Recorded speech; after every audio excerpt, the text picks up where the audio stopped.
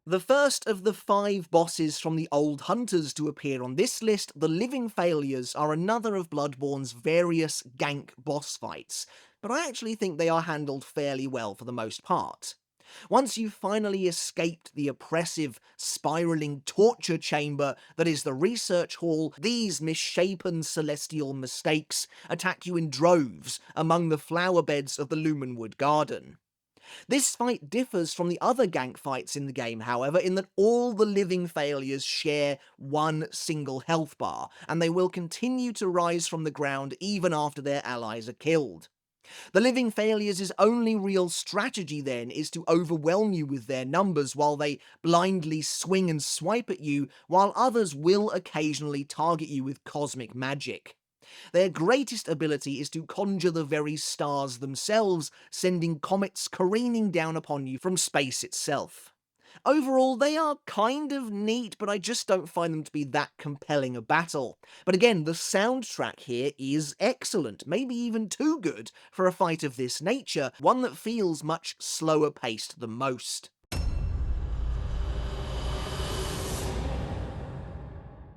Rom the Vacuous Spider has a lot going for it as a boss battle. It's incredibly significant within the game's lore, acting as the final bastion between the human world and the eldritch plane that lies in hiding, and killing Rom completely transforms the game into something new and terrifying. Not only that, but Moonside Lake is one of the game's most unique battlegrounds, and accessing it by leaping from the viewing platform into the water at Bergenworth's edge remains one of Bloodborne's most iconic and coolest moments.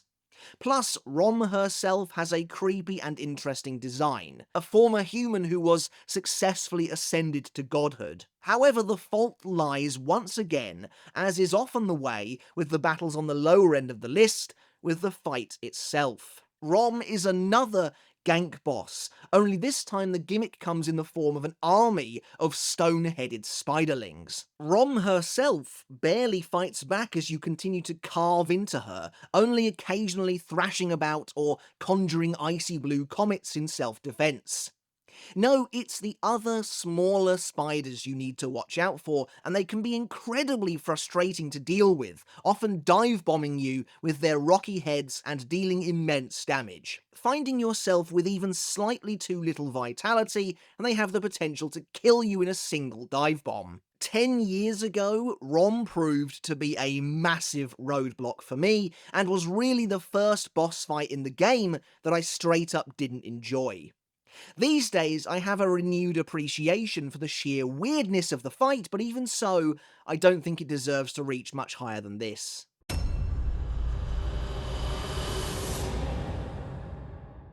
Up next, we have another of probably the most controversial bosses in all of Bloodborne. In fact, I imagine that for a lot of you out there, Mikolash, host of the Nightmare, could realistically be ranked right near the very bottom of this list entirely. However, I just can't bring myself to do that. Yes, Mikolash's fight sucks. You spend the vast majority of it chasing him around an endless network of corridors before finally engaging him in a pretty poor excuse for an actual battle, where he'll maybe punch you a couple of times before unleashing the Augur of Ebritas, or even worse, one-shotting you out of nowhere with a call beyond. All the while you're trying to weave through his numerous puppet minions to reach the man himself. It's not a good fight, or even really an enjoyable one. That being said though, I adore Mikolash's role in the lore. At long last, you are finally able to put a face to the madness that's been ravaging Yharnam, at least on the surface anyway. There's something so cool and warped about finding him shuffling around at the very nexus of the nightmare of Mensis. Plus, Mikolash himself is kind of iconic, from the Mensis cage on his head, to his wild laughter, to his dialogue. Ah, Cos, or some say Cosm, or oh, majestic, a hunter is a hunter, even in a dream, are all great lines that really make you want to take this guy down. That, and it's absolutely hilarious when he starts trying to throw hands with you too.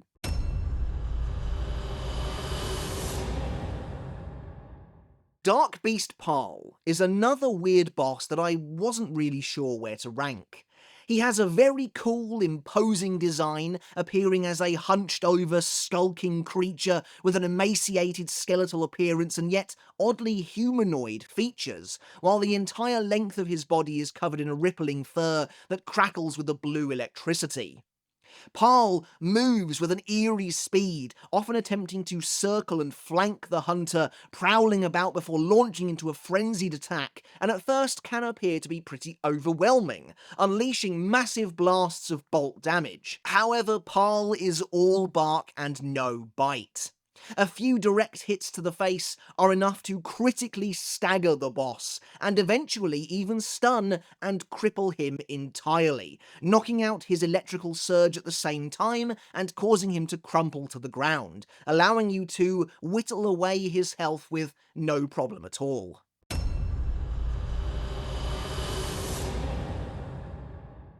As perhaps the most famous of all of the eldritch great ones in Bloodborne, there were lofty expectations for the inevitable battle with one of the amygdala, the terrifying spider-like entities who cling to buildings throughout Yharnam, watching events unfold with their hundreds of bulging orange eyes that seem to burst forth from the cavities in their own head.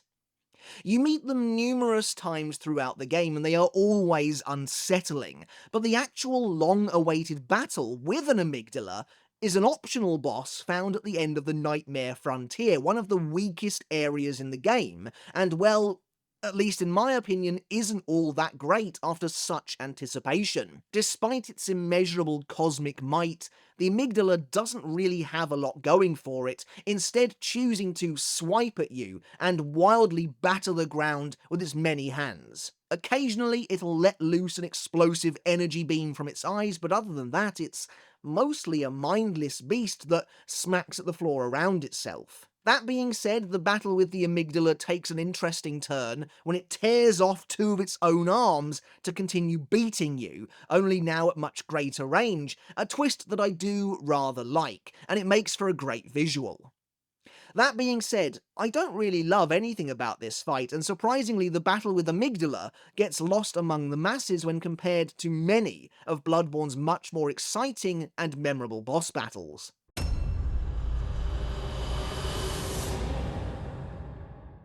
The final boss of Bloodborne is the Moon Presence, a mysterious cosmic creature who descends upon the hunter's dream after you defeat Gehrman, seeking out a new host.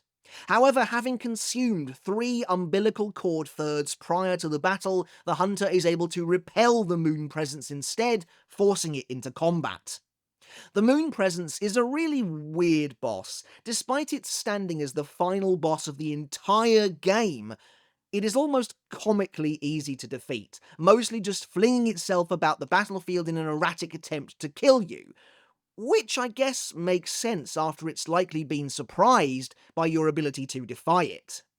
The Moon Presence does have one particularly cool ability, however, where, with a single flash of red light, it immediately and unavoidably reduces your health down to 1 hit point, though it then takes a conspicuously long time to recover, almost always providing you the opportunity you need to restore that lost health, meaning this ability is little more than a gimmick, but a cool one nonetheless.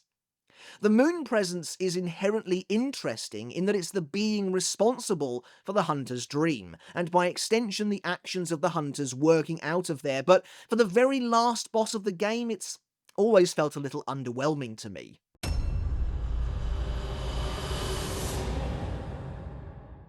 When I first played Bloodborne back in 2015, I didn't find Father Gascoigne to be all that difficult, despite him acting as an early roadblock for most players. No, my first real hurdle came in the form of the next boss, the optional battle with the blood-starved beast, a wild, erratic, and oppressively quick creature with a sickeningly creative design. Guarding a charred, hollowed-out chapel in the blackened depths of Old Yharnam, the blood-starved beast is genuinely terrifying on a first playthrough, hunched over and gruesomely flayed, toxic poison seeping from its body. Here, the boss's unique soundtrack is perhaps the single most effective aspect of this entire fight. The music is a heart-thumping screeching of strings that sounds like something out of a horror movie, the music constantly amping up the white-knuckle tension as the creature bears down upon you, your hands sweating as you grip the controller, or at least mine were anyway for the 30 or so attempts it took me to bring him down the first time. It is brilliantly done. These days, the blood-starved beast is honestly one of the easiest bosses to defeat, but there's no denying how effective a monster it once was.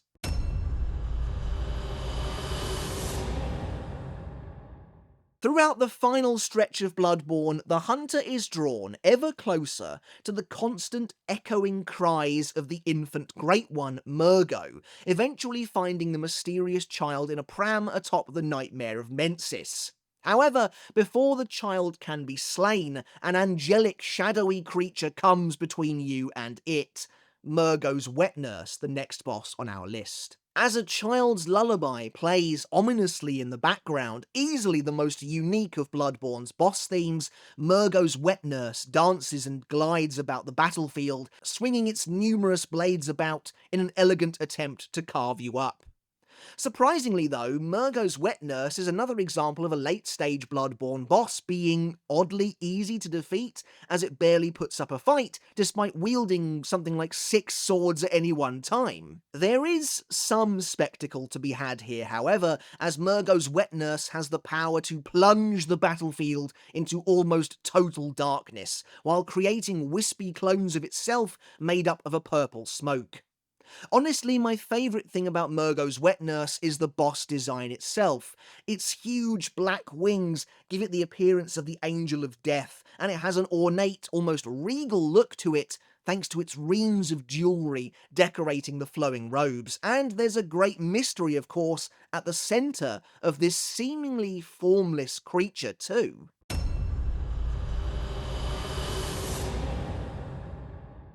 Okay, so at the very start of this video, I alluded to a true monstrosity hiding deep within Upper Cathedral Ward. That monstrosity is none other than Ebritas, daughter of the Cosmos, a massive, hulking, Cthulhu-esque cosmic creature that exists in secret beneath the Grand Cathedral itself. Ebritas is a fascinating boss, believed to be the source of the Healing Church's miracle blood, covertly harvested endlessly as part of communion between man and Great One. Ebritas indirectly played a key role in the fall of Yharnam itself. There are several bosses in the game that I feel perfectly encapsulate Bloodborne and its many themes, and Ebritas is one of them. A fallen, almost wholly angelic creature, though ghastly and horrific to the minds and eyes of humans, Ebritas, despite its eventual power and ferocity, is at first a quiet and unassuming creature, bowing its head at a peculiar altar, the altar of despair, seemingly in melancholy mourning or sadness.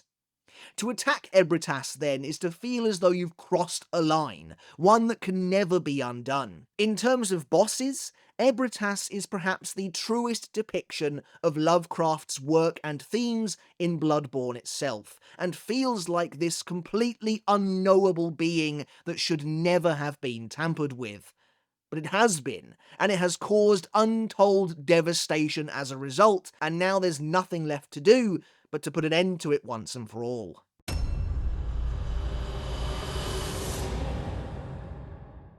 Now, in 8th place on this list, we have a boss that I think is somewhat divisive among the community, but for myself, well, I'm a pretty big fan. And that's Lawrence the First Vicar, the 5th and only optional boss of the Old Hunters DLC. While people were initially a little disappointed to see another cleric beast as one of the bosses of the expansion, personally I think him being a flame only enhances the cleric beast design greatly, making Lawrence appear a hellish beast, completely wreathed in a powerful fire that permeates his very bones. There's something truly haunting about this boss, from the way you initially find him slumped across the arms of a great statue, languidly contemplating his now doomed existence, to the way he clutches at his head in agony, reaching for you with an outstretched hand and a hair-raising shriek as the fight begins. While the first phase of the battle is mostly just a more explosive version of the showdown with the original cleric beast, what differentiates Lawrence the most is his second phase. His legs suddenly shatter beneath his weight, forcing the already pitiable monstrosity to now drag himself along the ground, molten lava constantly pouring from his now bifurcated form. It's such a cool visual. As the Grand Cathedral is illuminated with fire, Lawrence is consumed by it, both leaking it and regurgitating it, his entire beastly form enveloped in flames to the point where it looks as though he's being dragged down into hell itself. Also, Lawrence has a fantastic soundtrack that carries a weight and magnitude with it commensurate with Lawrence's role in both the lore of Bloodborne and, of course, the ultimate downfall of everything. Remember the sacred adage, for Lawrence did not fear the old blood.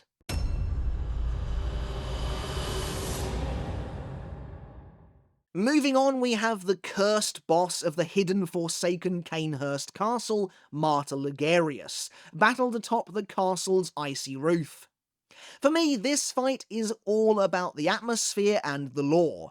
The duel itself isn't bad by any means, with Ligarius swiping at you with his scythe and conjuring magical skulls that chase you down before exploding in a violent surge of power, but ultimately, as with a lot of the humanoid bosses, he is fairly easy to parry and defeat.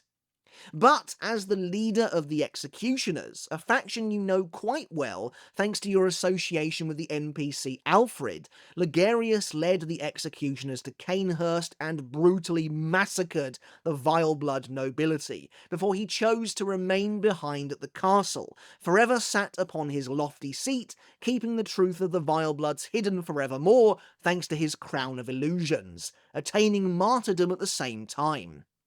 When you then meet Ligarius, however many years later, his frozen body breaks free of the chair, reawakening at long last, now a withered old skeleton, but the visual of him emerging from the bitter cold is a fantastic one.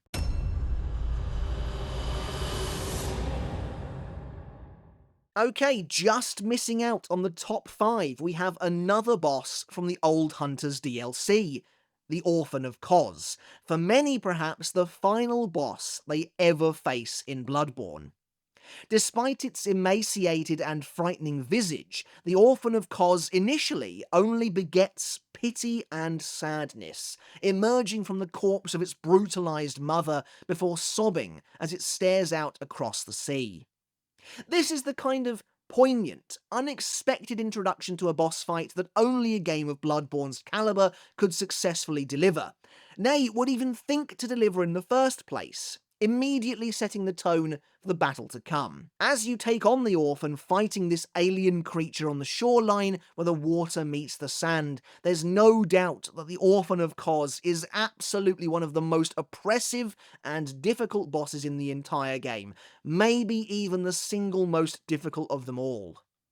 I really struggled against Ludwig back in the day when I first played the Old Hunters, and after having overcome him, the Living Failures and Lady Maria were both quite easy to bring down, but the Orphan of Kos was yet another incredibly difficult roadblock for me. The Orphan of Kos, shrieking and screeching, leaps and bounds about the battlefield, slinging its placenta blade at you, before its second phase transforms the fight even further, the already animated and skittish enemy now taking flight and scorching the beach with an unending volley of maddened attacks.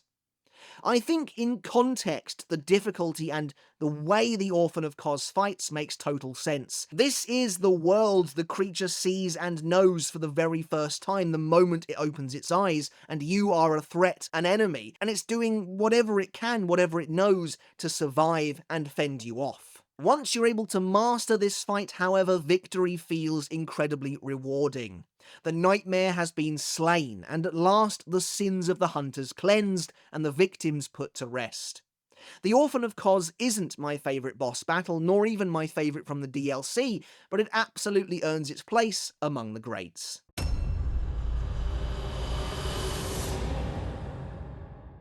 Okay, and here we are with the top 5 best boss fights in Bloodborne. Father Gascoigne makes an absolutely enormous impression on every single person that plays Bloodborne. Acting as a reality check for virtually every single player, Gascoigne, the first main boss of the game, is a test of your skills to ensure that you understand how to play the game before it all opens up.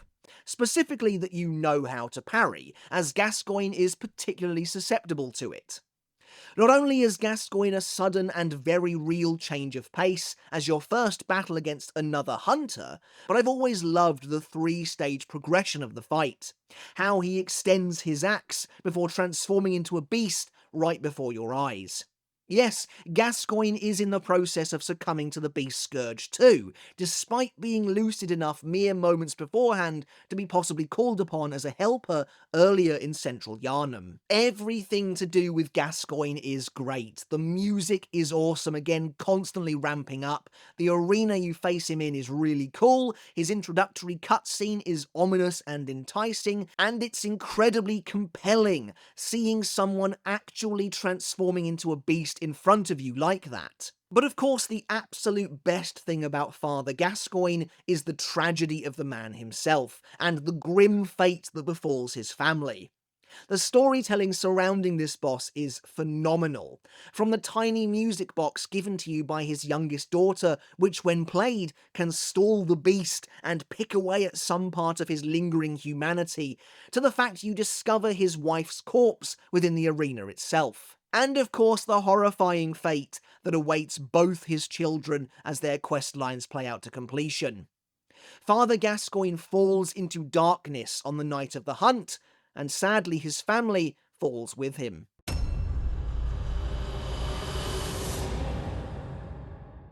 Earlier I noted that there were a few bosses who I feel perfectly encapsulate certain themes and aspects of Bloodborne itself, and Vicar Amelia is another of them. Just missing out on the top 3, Vicar Amelia is quintessentially Bloodborne in my opinion.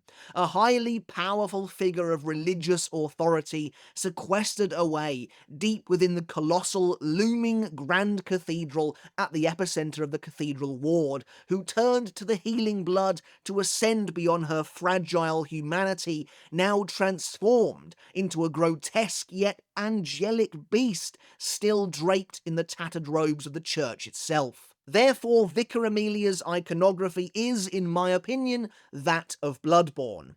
A monstrous Wendigo covered in thick white hair, jaws lined with menacing sharp teeth, yet hunched over in prayer. Vicar Amelia represents the story and world of Bloodborne before the reveal of the true cosmic nature of events unfolding in its truest form, as the hunter battles this unholy transgressor within the halls of this enormous sanctuary. It's fantastic stuff. Incredible imagery. What holds Vicar Amelia back, however, from absolute greatness isn't so much the fight itself, as I don't mind it per se, but it is just a little too easy and too simplistic considering Amelia's prominence in the world and the lore. There are a couple of really cool details to be found here too, however. Despite having transformed in a brutal and bloody fashion at the start of the battle, the Vicar continues to clutch at her gold pendant, keeping it close to her chest as perhaps the last remnant of her fleeting humanity. And of course, attacking the hand holding the pendant causes Vicar Amelia to stagger easily. Another cool piece of imagery during the fight is when Vicar Amelia prays in order to heal herself, looking towards the heavens for salvation and being bathed in a golden light. Again, it's the juxtaposition that works so well here. And of course, at last, killing the Vicar turns the world of Bloodborne to nightfall. So we've reached the top 3. And I'll be honest, while I was pretty content with my number 1 pick from the very beginning, 2 and 3 wrestled for their respective spots for a long time. These two battles feel as though they complement each other in both gameplay and lore, but ultimately one is just that bit more effective in my opinion. So in third place, we have another boss from the Old Hunters DLC. Lady Maria of the Astral Clock Tower, the hunter who was the very inspiration for the doll herself.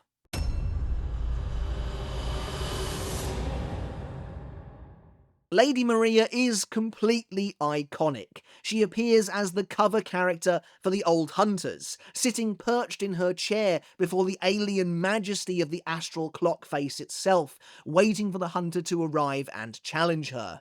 In the game, the hunter has been told that she guards the secret at the center of the hunter's nightmare, and when you arrive, she takes your arm, drawing you in close, warning you that a corpse should be left well alone, yet sympathetic to your desire to learn more, believing now that only death will save you from witnessing the horrors that lie ahead, and for potentially going down the same path, the horrors caused by the hunters themselves. Lady Maria fights elegantly, swooping in fast and swiping at you with her sword in massive curved arcs or lightning fast jabs, wielding the blood blade variant of Rakuyo that she so despised in the end, driving her blade into herself in order to empower it with her blood in a grisly display. The arena for Lady Maria's showdown, the internal workings of the celestial clock face leaking an eerie green glow, is one of my absolute favourite battlegrounds in the entire game. But perhaps the greatest thing about Lady Maria is just how much she brings to the table in terms of lore. How it feels as though the inclusion of her character was what the game needed all along, the missing piece of the puzzle that completes the circle and gives us so much of what we needed to know. She, along with her master Gehrman, several other original hunters, and of course the Bergenworth scholars, sacked and brutalized the fishing hamlet, capturing its residents and subjecting them to horrific experiments, as well as Kos herself. Disgusted by her role in the slaughter and torture, Maria casts her Rakuyo into the hamlet's well before taking her own life. Ironically, trapping herself within the nightmare as a result, forced to remain behind at the veil to the hamlet itself, determined to see fit that no one ever stumble upon it again. There's just so much to love here, from the way Lady Maria's moveset changes and evolves throughout the fight to emphasise her origins as part of the Vileblood and Canehurst lineage, to how she wields flaming blood magic in battle, going so far as to embrace the blood blade by the end, even though she detests it, showing to what end she was willing to go to try and stop you and save your soul.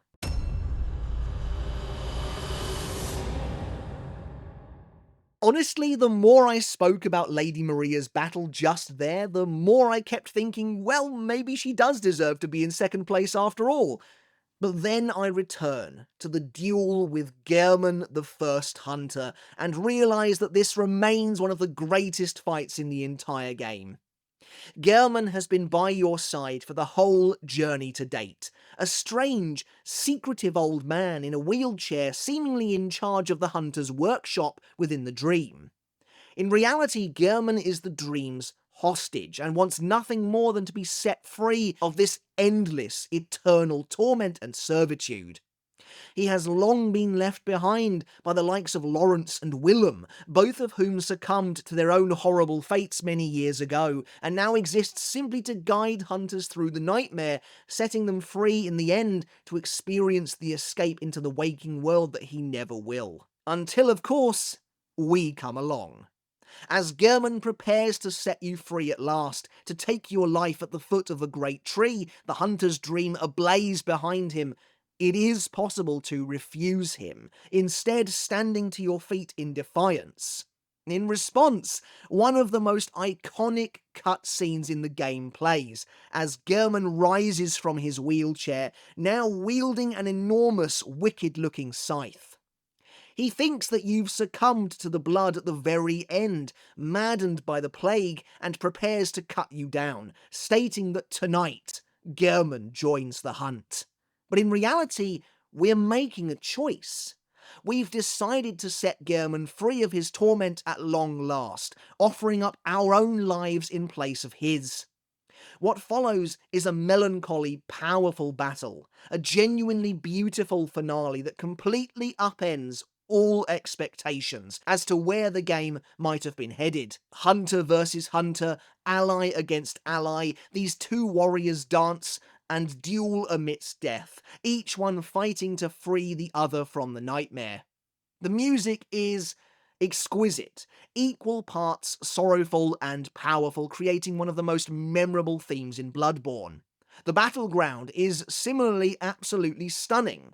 While you fought tooth and nail through the sickening, churning, blood-soaked cosmic horror of Bloodborne to get here, the final battle rewards you by instead taking place atop a field of shimmering white flowers, their petals illuminated by the gaze of the lingering moonlight. While Gehrman can seem very imposing at first, moving at an unbelievable speed as he carves through the air with his scythe, he is ultimately, like all hunter battles in the game, very susceptible to being parried, but still, this is the greatest test of your skills as a hunter. Master versus apprentice, surrounded by the graves of all who came before.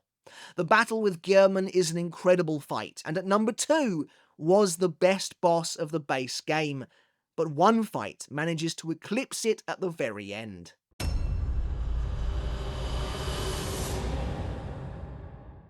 The first video I made this month to celebrate Bloodborne's 10th anniversary was dedicated entirely to the first boss of the Old Hunters DLC, Ludwig the Holy Blade, and so I don't want to be too redundant by repeating everything that I said there. But there's no doubt about it. Ludwig is Bloodborne's best boss fight, the absolute apex of what the team achieved with this game, a masterstroke in design that completely encompasses all that Bloodborne is. In the same way as Ebritas and Vicar Amelia reflect Bloodborne so completely, so too does Ludwig, in perhaps the most cohesive way yet. Ludwig, a fabled figure steeped in lore and history, has become a twisted, warped, eldritch horror in the nightmare. A murderous, blood-crazed, horse-like abomination, still draped in the tattered attire of his dear healing church, though just barely. His humanity is completely lost, and for the first phase of the fight, Ludwig the Accursed, he shrieks, wails, and rages endlessly, thrashing about his bloody dungeon pit, piles of corpses lining the walls. Ludwig, as the first boss of the Old Hunters, acted like a renewed roadblock for those of us who thought we had the game completely figured out.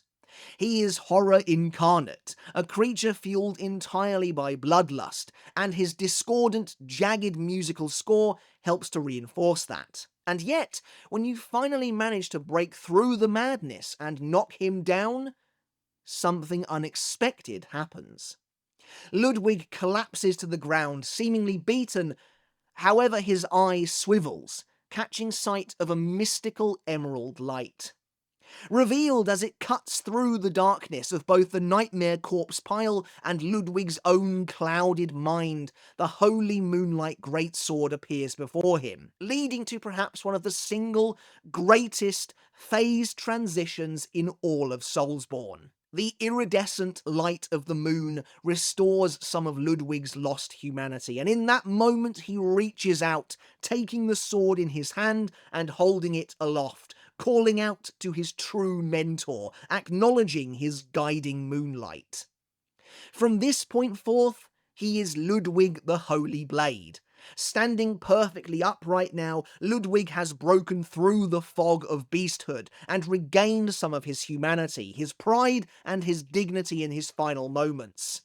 This is the inverse to almost every other similar boss fight in Bloodborne, and the fight transforms completely. Now, Ludwig swings at you with his blade in strong, powerful arcs, sending waves of emerald light blasting towards you before even gathering the moon's energy upon the blade itself and driving it deep into the earth to unleash a massive shockwave. This is no longer a hunter hunting a pitiable beast, but a respectable duel between warriors. But of course, it's the music that really drives this home as the single best battle in the entire game.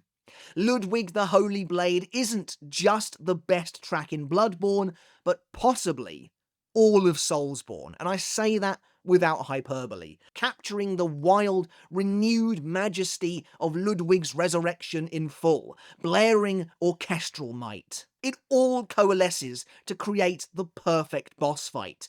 Crushingly difficult in some respects, yes, but immensely rewarding. The entire fight tells a narrative that perfectly reflects Bloodborne itself. The story of this legendary figure who teeters on the edge of oblivion, who desperately tries to escape the ensnaring darkness, who battles upon a tightrope between animal and man. And after the fight is done, you are given a brief moment of respite, of closure, to talk with Ludwig's head as he remains alive briefly.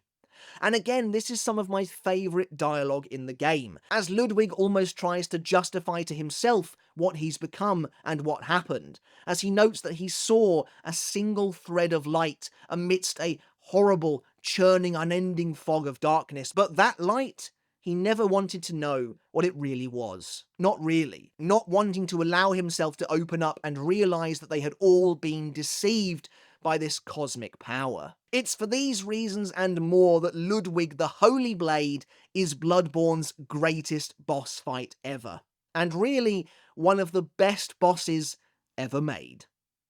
Alright everyone, that's it for today's video. Happy 10th anniversary to Bloodborne, my favourite game of all time. An impeccable, indisputable masterpiece. And as you can see from this list, full, jam-packed with incredible boss fights. I'd love to know what you thought of my list down in the comments below. Of course, this is just my list. It is not the real list, the correct list, the right list, whatever you want to call it. It's just my subjective opinion. And so I'd love to hear yours down in the comments below. Who are some of your favourite bosses from Bloodborne, and who are some of your least favourite bosses as well? Do let me know down in the comments. Alright everyone, thank you so very much for watching once again. Remember to consider hitting subscribe down below if you enjoyed today's video and you want to help support the channel and maybe see more from it in the future as well. It is quick and easy to do, but it makes a massive world of difference. So if you did enjoy today's video, I would really appreciate the support. Alright everyone, thanks again for watching. Until next time, I'll catch you later, and let's talk games again.